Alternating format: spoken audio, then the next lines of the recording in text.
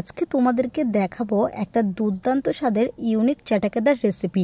একদম দুর্দান্ত আর একদম কিন্তু ইউনিক এই রেসিপিটা। এই রেসিপিটার নাম কি দেওয়া যায় তোমরাই একটু আমাকে জানিও তো কমেন্ট করে। আমি ঠিক নামটা কি দেওয়া যায় সেটা আমি বলতে পারলাম না, কিন্তু রেসিপিটা কিন্তু একদম ইউনিক।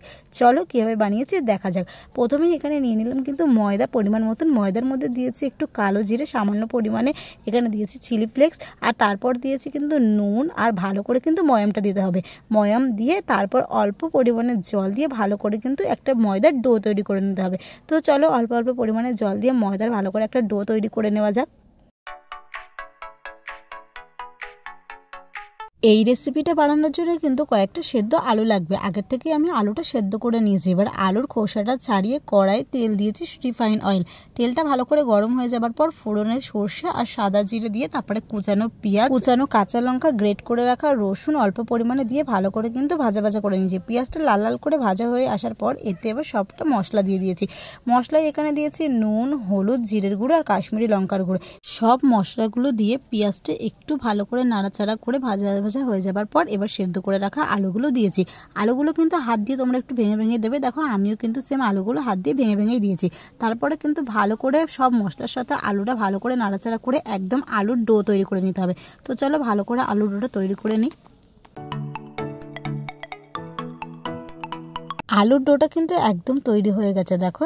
আর নামানোর আগে তোমরা কিন্তু এর উপরে অবশ্যই ধনেপাতা দেবে, তাহলে বেশ টেস্টি হবে। তো আমি ভুলে গেছিলাম, তারপরে কিন্তু ধনেপাতা দিয়ে আর একটু ভালো করে আলুটা মেখে নিয়েছি। এইবারে ময়দাগুলোর লেচি তৈরি করে নিয়েছিলাম একটা করে। এবারে ছিল ময়দাটা কিন্তু ভালো করে বেলে নিতে হবে। একদম রুটির আকারে ময়দাটা ভালো করে বেলে নিচ্ছি।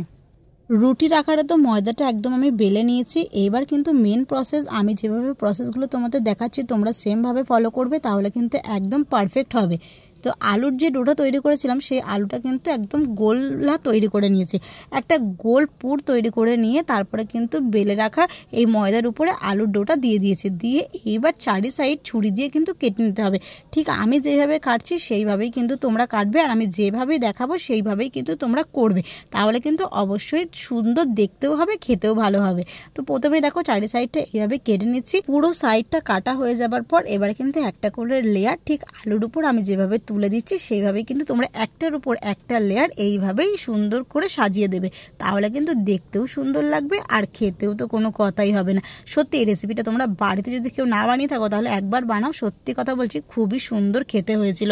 আর দেখতে যা সুন্দর হয়েছিল কি বলবো, সেটা তো তোমরা আমার এই ভিডিওতে দেখতেই পাচ্ছ যে দেখতেও কতটা সুন্দর হয়েছে। সব জিনিস কিন্তু দেখাতেই বেশি সৌন্দর্য, খেতে ভালো হোক আর না হোক, দেখাটা যতটা সুন্দর লাগে না ততটা দেখলেই মনে হয় মন ভালো হয়ে যায়। দেখলেই ঠিক যেভাবে আমি দেখালাম এইভাবেই কিন্তু তোমরা একটার উপর একটা লেয়ার তুলে দেবে, মানে সাজিয়ে দেবে আলুর উপরে, তাহলে কিন্তু তৈরি হয়ে যাবে। তো এইভাবে চারটে ডো আমি তৈরি করে নিয়েছি। এইবারে চলো এটা ভেজে দিতে হবে। কড়াই রিফাইন অয়েল দিলাম বেশ পরিমাণে, তেলটা ভালো করে গরম হয়ে যাবার পর তারপরে কিন্তু এক একটা পুর এর উপরে কিন্তু আমি দিয়ে দিচ্ছি। দিয়ে ভালো করে কিন্তু এপিট ওপিট দুপিট লাল লাল করে ভেজে নিতে হবে। তো দেখো প্রথমের পিঠটা ভাজা হয়ে গেছে, এবার কিন্তু উল্টে দিলাম। উল্টে ভালো করে তার পিঠটাও ভালো করে ভেজে নিচ্ছি। তো সব সুন্দর করে লাল লাল করে ভাজা হয়ে গেছে আমার। এবারে কিন্তু তুলে নিতে হবে। বেশি কড়া করে কিন্তু ভাজবে না, একদম হালকা করে ভাজবে আর খেতেও ভালো হবে। চলো এবার সুন্দর করে সাজিয়ে নিই।